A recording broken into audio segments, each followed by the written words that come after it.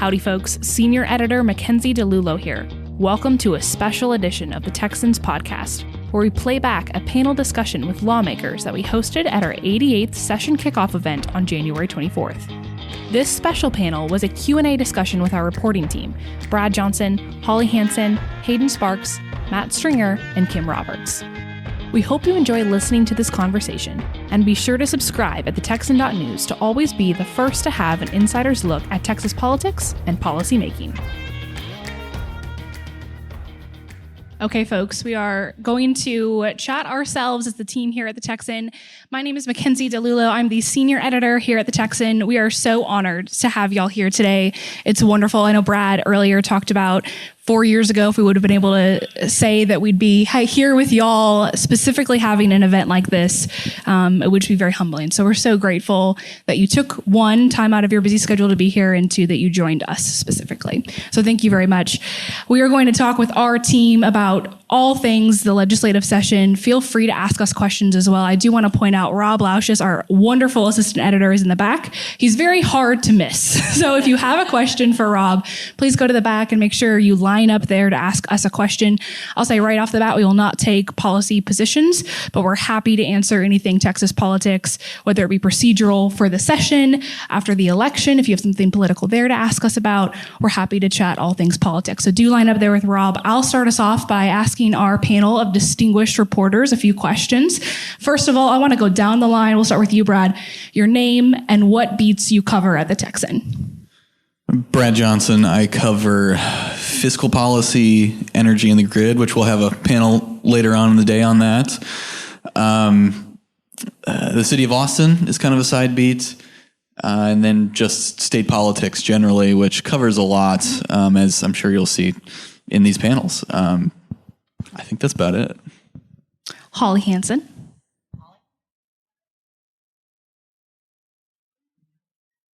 There we go. Holly Hansen, and I am a regional reporter, so I'm reporting from Houston and Harris County, and that can run the gamut as far as topics go. But incidentally, as living in that area, I do report a lot on criminal justice issues, but also education issues and anything else that has to do with Houston and Harris County. Hayden Sparks. I realize I'm introducing y'all too, but might as well do it doubly.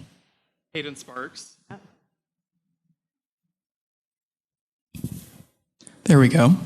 Hayden Sparks, and I cover border security at the Texan.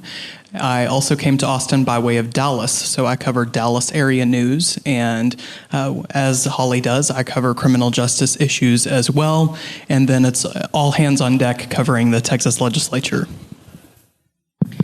Matthew Stringer. My name's Matt Stringer, and I'm from West Texas. I cover all things arising in that great region of our state, and I cover the Texas Senate for the 88th session of the Texas legislature, as well as major court issues, decisions facing our state, some federal issues, and also Second Amendment issues. And the lovely Kim Roberts. Hello, I'm Kim Roberts. I live in Tarrant County, so I tend to cover Tarrant County and things in the DFW region. I also have covered the high-speed rail project quite a bit, and I also write on First Amendment lawsuits that arise here and there. Wonderful. So we are about 2 weeks into this 88th legislative session. Right off the bat, things are different. We don't have a lot of a track record here so far between the House and the Senate of what is different. But so far, with what we've seen, how is this session different than, say, the last couple of sessions most recently in terms of how the legislature is approaching policy issues, whether it be the lack of conflict or a lot of conflict? What's different so far this legislative session? Brad, we'll start with you. I think the biggest difference of this legislature is the massive historic treasury surplus that the state has. Normally, the state can tell all these different people who want funding for specific projects, whether it's infrastructure, property tax cuts, you name it, anything. Normally they can just say, no, we don't have enough money. It's real easy. This year is not that. And so there is going to be a very large fight, I expect, between the priorities of the two chambers. also between members within the two chambers, over how this sum of money is going to be spent, divvied out, and also how much is going to be set aside and saved. We've seen a lot of proposals already, but the Lieutenant Governor has put out what he wants to do with much of it, not all of it, including $15 billion for property tax cuts. We have not seen the House come out with their priority slates yet, but I would venture to say that a sizable number of the 30 bills in the Senate that are reserved and the 20 bills in the House that are reserved are going to deal with that sum of money and how it's attributed. Absolutely. Matt, what about you? What are your thoughts there, and what's different this legislative session? Well, I recently did a story about the new dynamics in the Texas Senate. A lot of interesting new changes on how the upper chamber is going to operate this session as opposed to last. For one, the Republican caucus grew by a vote, so they've gone up from 18 to 19 votes, so they can comfortably bring a bill to the floor. And another thing that I think is interesting is that the caucus itself has become much more friendly or allied with the Lieutenant Governor. We saw in the past moderate Republican senator from West Texas, Kel Seliger, would sometimes not exactly be on board with everything. We saw Lieutenant Governor Patrick back newly elected Senator Kevin Sparks for that position. You saw former President Donald Trump come in, issue an endorsement in that race. Ultimately, Seliger did not run for re-election. Sparks won. So you saw not only the Republican caucus grow, but become much more unified, I would say, around the Lieutenant Governor. Absolutely. Hayden, we'll go to you next. When the session began in 2021 and we were coming to and from the Capitol, there were state troopers, National Guardsmen at the Capitol guarding after the January 6th riot at the United States Capitol.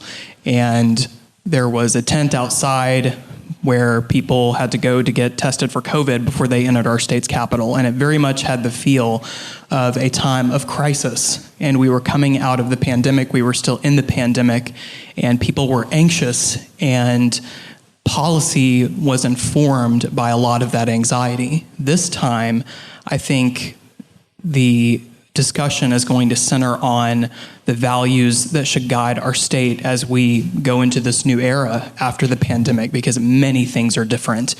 So our lawmakers have a chance now to make some of these decisions without that urgency hanging over them of being in the middle of a pandemic and trying to address all of this social unrest that was happening during that time.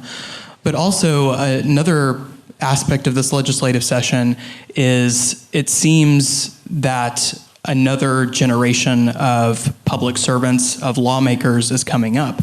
Some of the members of this freshman class are not much older than I am. They are being elected and they're being trained by both political parties to be policy leaders for their respective political parties. And I think it will be informative to see how these younger lawmakers handle these policy issues differently than past legislatures have handled them. I'm saving the best for last here with these two ladies. So, folks, we're going to get to your questions right after they answer this. Holly, what are you watching that's a little bit different this legislative session? Well, I don't directly cover legislatures. I'm not on the scene, as it were, with these guys, which they do a great job. But I am really interested to see this year what happens with the education issue. I don't think after, probably 2 decades of watching Texas politics and those advocating for some kind of school choice program, I don't think I've ever seen this much momentum behind it. And I've never seen such strong pronouncements from the governor and the lieutenant governor. So I think that probably this year we may see something. What that turns out to be is very uncertain. There's a wide array of possible programs that could be enacted. But I think that'll be very interesting to watch. And then, of course, being from the Houston-Harris County area, we're very interested to see what additional steps the state will take regarding criminal justice reform. I know that in your previous panel, some of your rural areas, they're not as concerned. It's a huge concern in Houston. As Ms. Middleton mentioned, we're losing population in the city of Houston, and that's largely due to the problem of crime, rising crime in that area. Kim Roberts, coming to you. So recently, the big city mayors of the state, which are like 13 cities across the state, the largest cities, released their legislative agenda. And so I'm curious to see how that will progress through the legislature, because one of their biggest issues that they emphasized was fighting against anything they perceive as a removal of local control. Sort of how everyone defines local control and removing local control can be quite different. But that is one of their big issues, fighting against anything they perceive that way. And then also fighting for programs that they want funded in their cities and counties. So be curious to see how the big city mayor's legislative agenda progresses. Wonderful. Thank you, folks. Okay, let's go to an audience question. Yep, sorry. My name is Tom Glass, and I head a group called Texas Constitutional Enforcement. And one of the issues we're focused on is how are we going to get to solve the problem of that the Court of Criminal Appeals tossed at us last time in State v. Stevenson, which said the Attorney General cannot be delegated power to independently prosecute in Texas. They said it has to be done out of the judiciary somehow, or through the judiciary's structure of the Constitution. And we've heard in the last panel, we heard that one thing we were talking about is having the AG bash on district attorneys if they don't do it. We've all had another bill filed that says adjacent county district attorneys can prosecute in the adjacent county. But I'm looking for a statewide prosecuting official that has limited subject matter jurisdiction in stuff like abortion, election integrity, border security, riot, sedition, official oppression, public integrity type stuff. And I'm looking for somebody who wants to champion that approach. And I wanted to see if you guys know of anybody who is championing a statewide independent prosecutorial office. Hayden has covered this issue quite extensively. Why don't we pivot to you on that question specifically? That's an excellent question, and the Texas Court of Criminal Appeals, for those who are not aware, made a decision in December 2021 that it is a violation of the Texas Constitution for the Attorney General to prosecute election fraud on his own, or any crime under the election code for that matter. In response, lawmakers have filed legislation that would work around that. And I would encourage all of y'all to stick around for our election integrity panel, which is at 3 p.m.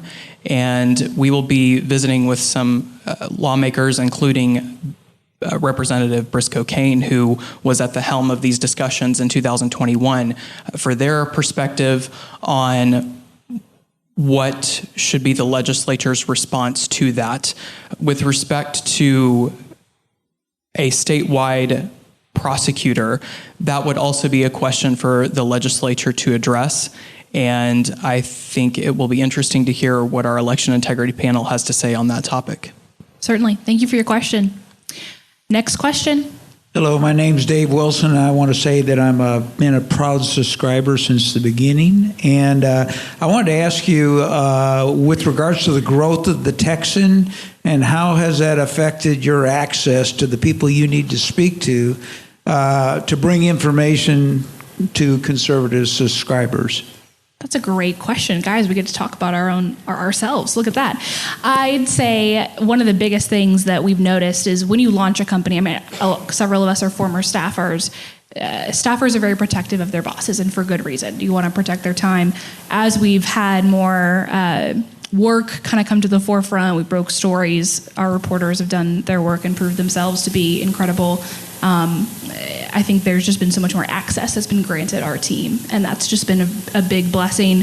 Our subscriber count grows month to month. We were so fortunate in COVID, even when it was so difficult financially for so many businesses, and understandably so, to actually see growth in our business, and that was a huge blessing as well. So even just in terms of our reporting, our bandwidth, I mean, you see here, this is a much bigger team than we started with.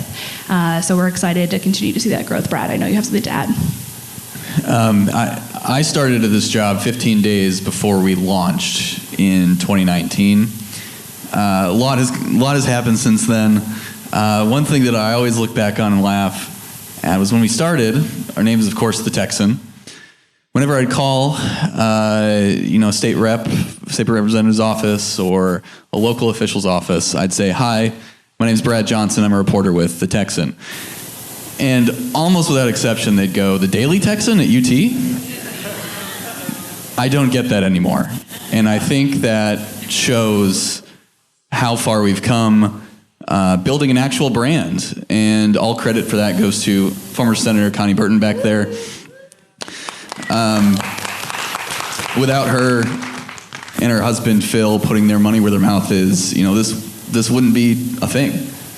And none of us would have jobs, at least doing this. And we wouldn't have separated ourselves from the Daily Texan. So it's a good question, and it causes me to pause for reflection a lot doing this job, especially since I was here at the beginning with Mackenzie, and just how different things are now. I will say also, the only reason, aside from Connie and Phil's investment in this company, that we're able to do what we do is because of our subscribers. So we're so grateful for those of you who are subscribers in the room. That's why we don't have advertisers. We aren't beholden to big donors. It's just our business model is very special in that way, and so we're very grateful for you and your support each and every month. Okay, anything to add before I move on there? I would like to make one point. As the saying goes, the proof is in the pudding, and I think that our standards of journalistic ethics and integrity that we really strive for in our product shows, and as our reputation grows and people become how we handle things and everything like that has a big impact on being able to access a lawmaker or official, that sort of stuff, knowing that they're going to be what they say and their viewpoints are going to be portrayed fairly and accurately. Certainly trust is a big part of that. Okay, do we have another question? Hi, Terry Hall with Texas Turf, and I first want to give a shout out to you and your reporters.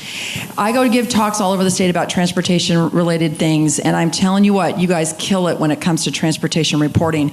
No other outlet is doing it, and I say that to all the crowds I'm talking to. I said, you need to be a subscriber to the Texan because you're not getting this information from anyplace else. So first of all, attaboy, shout out to everybody up there, especially Holly and Kim, who've done a lot on transportation for the Texans, so yay for that. But I also had a question. I don't know, with transportation now being mentioned, or at least infrastructure being mentioned by the Lieutenant Governor and the Governor in their inaugural speeches, and I assume it'll probably be in Abbott's,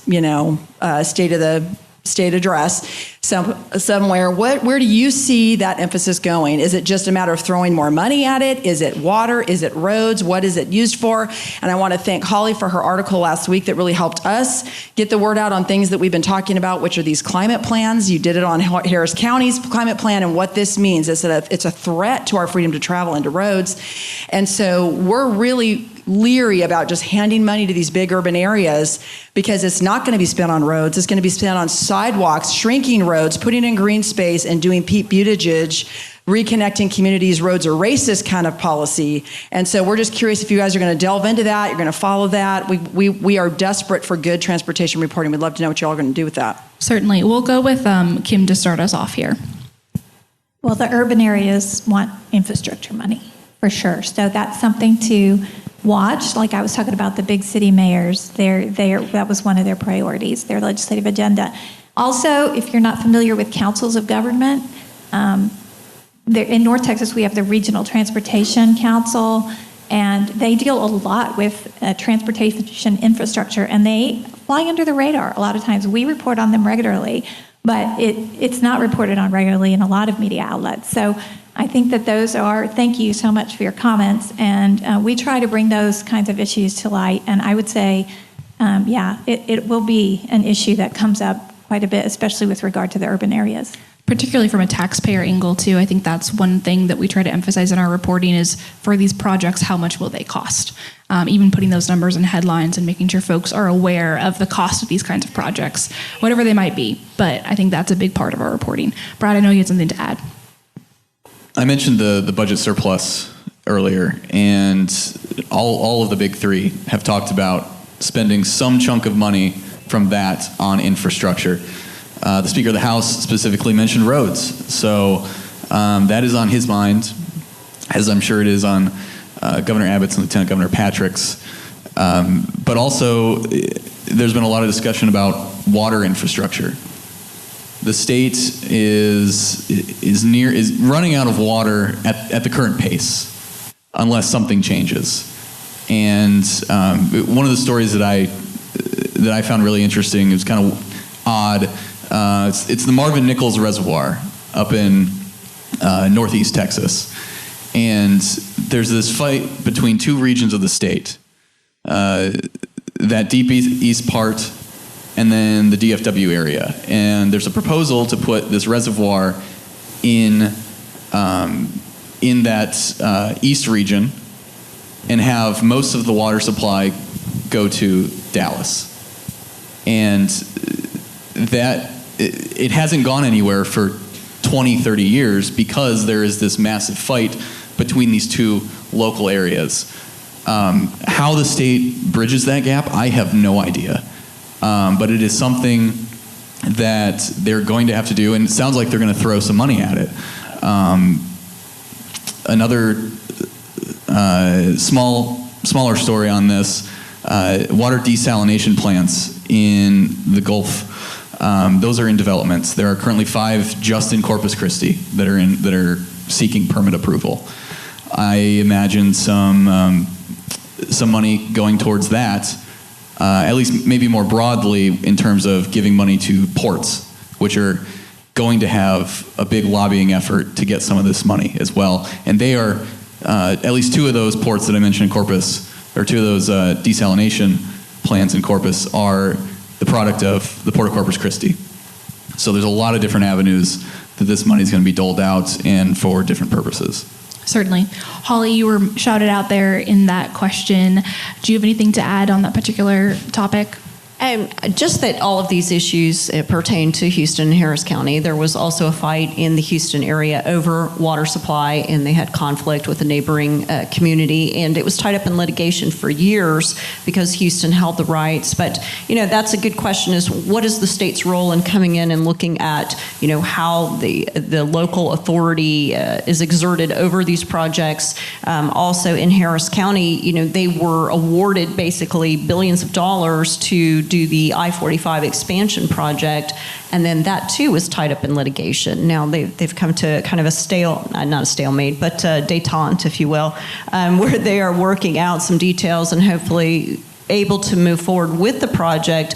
But in the interim, while there was this conflict going on over, whether or not we're going to expand I-45 or narrow it down and add bike and pedestrian lanes, the costs accelerated. They ballooned tremendously. So, even though, yes, we have this amazing surplus this year, we also are coping with record inflation.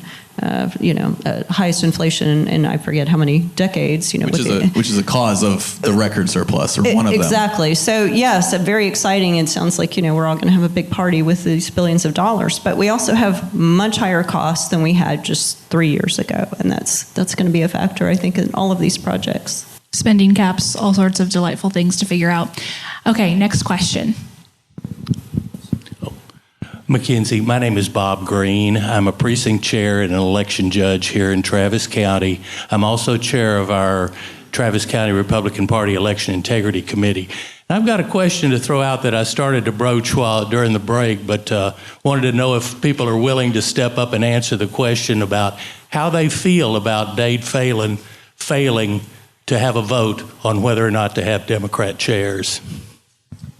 Certainly. Well, we will certainly talk about the logistics of that vote, and it was fascinating from that perspective. I know we had several of y'all on the floor watching all of that go down, so we're glad to talk about that. Hayden, why don't we start with you about some behind the scenes of all of that that whole day with the banned Democrat committee chairs was on the floor. Well, you're certainly correct that was a heated topic on the first day of session, and it was the center of the race for Texas House Speaker.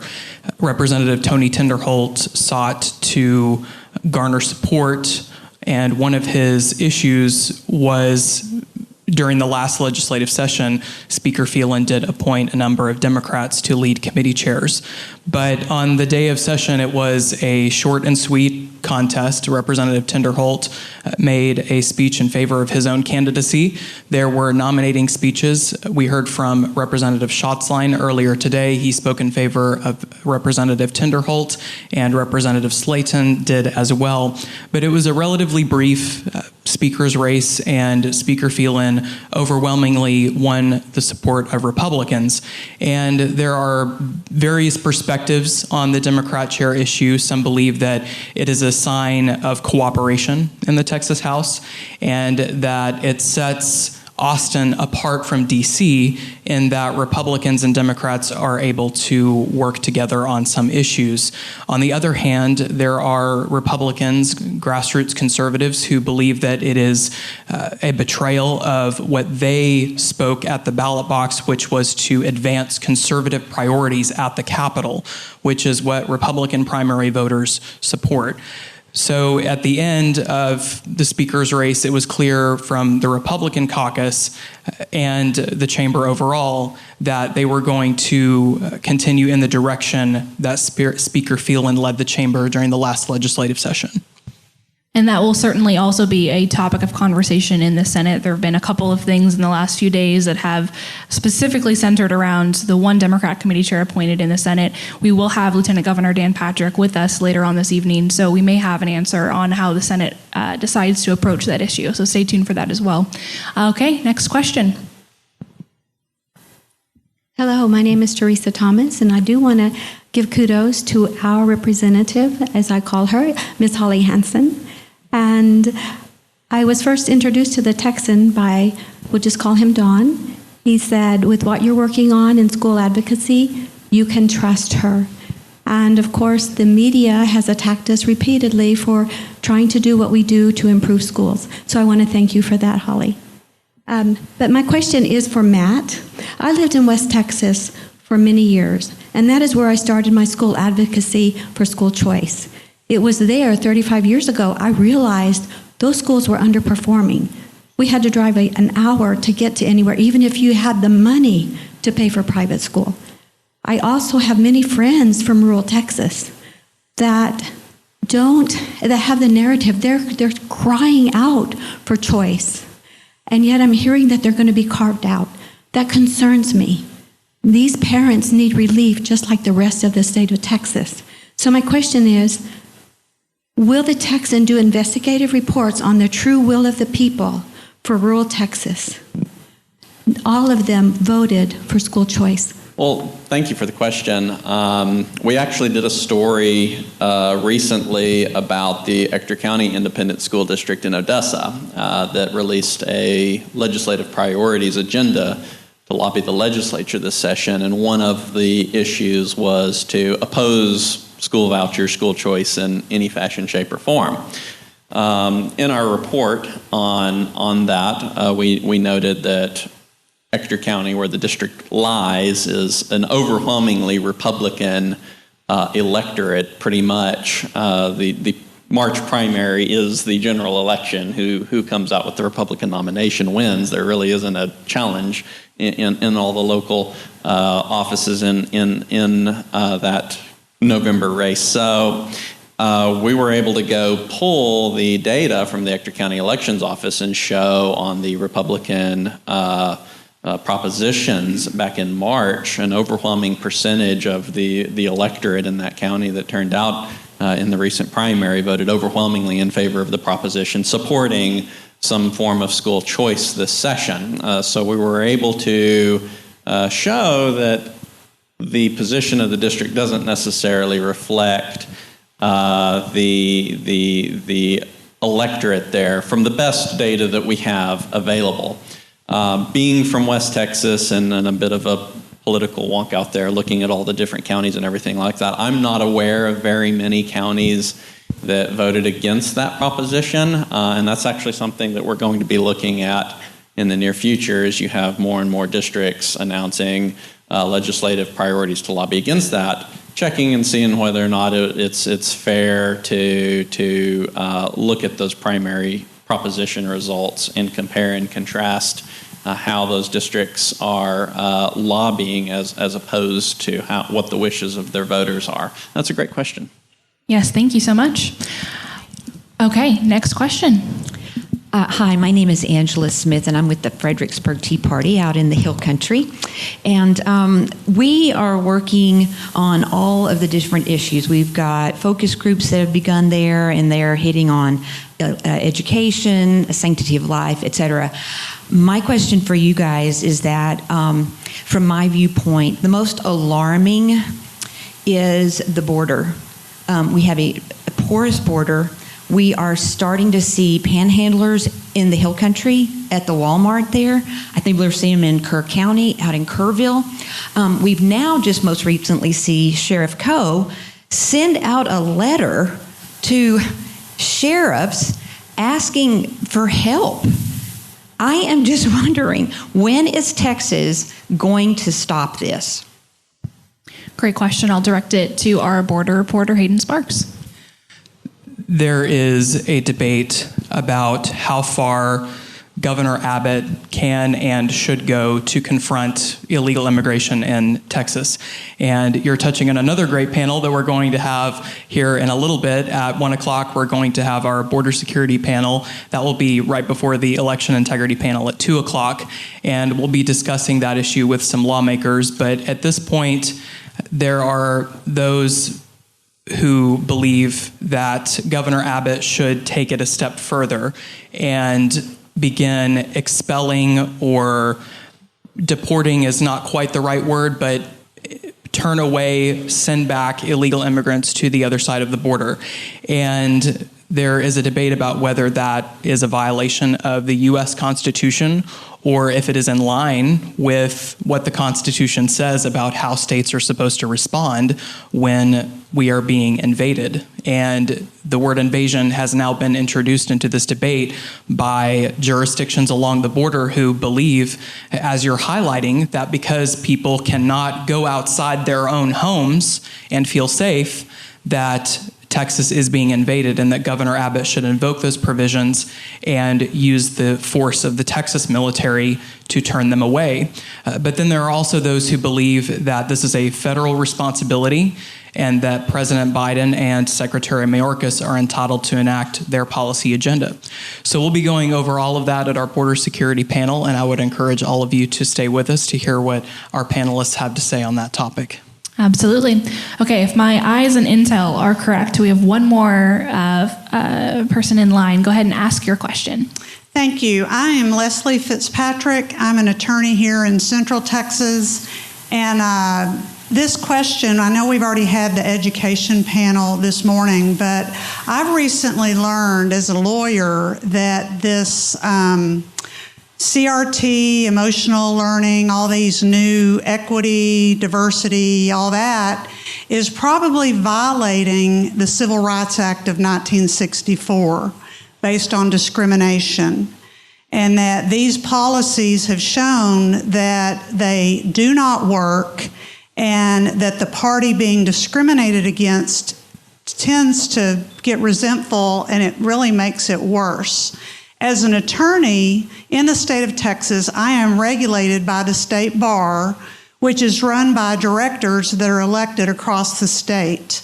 And they, along with many state agencies, including the Texas Medical Association, are pushing these woke agendas. And I'm wondering if y'all have had a chance to address that, and if not, would you address that? I'm going to pivot that to Holly and Kim here to answer this question. You've both done a lot of reporting on these specific issues. Holly, we'll start with you. What would be, some insight you'd provide to a question like that? That's a tough question to answer. The state did enact some legislation to address CRT, as it's known, in our public schools. One thing that I've learned over the past few months is that within the education code, there's not a lot of enforcement mechanism. So, you can pass these things, but, how do you get down into the, nitty gritty, the daily little details? And how do you really, can you ban discussions that are related to critical race theory? That's really difficult to go in and say you can't talk about X or Y from a legislative position, right? So the state can say, well, you can't talk about that. You're not going to go into every classroom and prohibit every teacher from discussing, issues that come up in the classroom, particularly in the high school level. I think it's a challenging area of policy. I think that probably, you have a clearer path forward when you're talking about the sexually explicit material, especially with the younger students. But as, we're looking at that policy, I don't have the answers. I'm not a legislator. And, I think some of the legislators are struggling with how to craft policy to address these things. And, there are multiple viewpoints about the history of racism and, how do we talk about it in a way that doesn't perpetuate racism, right? So that's not really an answer, but yes, we're watching it and we're interested to see what the state does on these issues. Kim, anything to add? Yes, we report regularly on diversity, equity, inclusion, those kinds of policies. In fact, you mentioned the medical community. We had a story last week about a lawsuit where 6 medical schools were sued for violating Title IX, I think, for civil rights violations for discrimination in their admissions policies. So if you haven't read that article, I would recommend it. And then we also wrote one, it just came out today, about a hospital and their DEI policies and training and how that's affecting or not affecting healthcare. So those are issues we're looking at. I am also a member of the state bar, so we could chat about looking into what's going on there and be happy to see if there's a report there we could do. Wonderful. Thank you so much. Okay, I know we have one more question. This will be our last question before we break for lunch. Hi, my name is Bill Ailshire. I'm an attorney here in Austin and a subscriber since 2020. Correct me if I've got this wrong, but I understand the Senate rules barred members of the press from being on the floor. And according to a note that I got from my state senator, where the House still allows it. So my question is, if that's correct, how do you think that might affect your job of covering the Senate, and how do you think that might affect the senator's ability to pay more attention to what's going on the floor instead of to the media? Insider question. I like it. Matt, we're going to pivot to our Senate reporter here on stage. Filibuster. That's a good question. This is my first session covering the Texas Senate, so I don't have previous sessions that I can point to experience-wise. Obviously, the general regard is having the press close by helps bring accountability and helps get access quicker to essential information. It is an interesting comparison, though, because in the House, our House reporters have full access to the regular press areas, whereas this session, it's looking like we will be up in the gallery with everybody else this session. So it's really not something that I can speak to from experience in the past, how it will impact. It's something that I'm going to learn and experience going forward. But obviously, I think most everybody I've talked to, my colleagues, most everybody that works in media, is hoping that standard is returned to the norm, and we're able to access the Senate floor. And that's about all I can think of on that. It'll just be something that we'll have to look at the effects going forward. Yeah, Bradley? Just to provide a point of comparison from the House, the thing that I find being on the floor advantages most is seeing the reactions when things are going down, such as during the House Rules fight. Representative Tinderholt and Slayton could be seen, pacing back and forth on their phone, trying to figure out a strategy of how to combat the parliamentary maneuver that leadership used. And so I've not been on the Senate floor either. That generally is a less chaotic body. The House is, I like to say the phrase, like herding cats. A lot of stuff happens in a quick amount of time, and the Senate is just not like that generally. I think you probably make a pretty good point. I think being on the floor and being able to see what's going on and everything like that, there's probably some background issues on, who's working with who, what's being said, et cetera, like that you probably would be deprived of having that, which really helps inform the people of the full background of how the policy came to be. Awesome. I'm going to cut us off there because we are already 4 minutes into lunch and I can sense the hunger. Folks, 1 p.m., we have our border security and immigration panel. It will be hosted by and moderated by Hayden Sparks. Make sure to be back for that. There's a cafe next door as well as options within walking distance that should have been in your FAQ email you received from our team. Thank you so much, and we'll see you in an hour. Thank you all so much for listening. If you've been enjoying our podcast, it would be awesome if you would review us on iTunes. And if there's a guest you'd love to hear on our show, give us a shout on Twitter. Tweet at the Texan News. We're so proud to have you standing with us as we seek to provide real journalism in an age of disinformation. We're paid for exclusively by readers like you, so it's important we all do our part to support the Texan by subscribing and telling your friends about us. God bless you, and God bless Texas.